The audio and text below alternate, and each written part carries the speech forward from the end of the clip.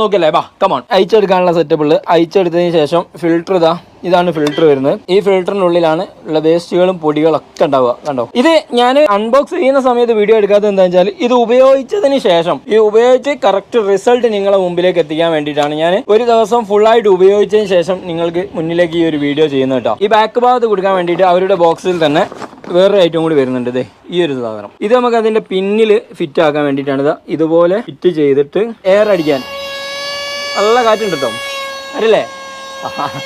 അപ്പോൾ അത്യാവശ്യത്തിന് കാറ്റുണ്ട്. അപ്പോൾ കാറ്റ് എങ്ങനെ ചെക്ക് ചെയ്യാൻ നമുക്ക് എന്ത് ചെയ്യാം, കാണണമെന്നുണ്ടെങ്കിൽ പവർ അറിയണമെന്നുണ്ടെങ്കിൽ നമ്മൾ 2 ടിഷ്യൂ പേപ്പർ ഇവിടെ നിലത്തിട്ടിട്ടുണ്ട്. ചെക്ക് ചെയ്ത് നോക്കാം. ഓക്കെ, ഈ കാണുന്ന പവർ കിട്ടുന്നുണ്ട്. ഇനി വാക്വം ക്ലീനറിൻ്റെ പവർ അറിയണമെന്നുണ്ടെങ്കിൽ നേരെ തല തിരിച്ചു പിടിക്കാം.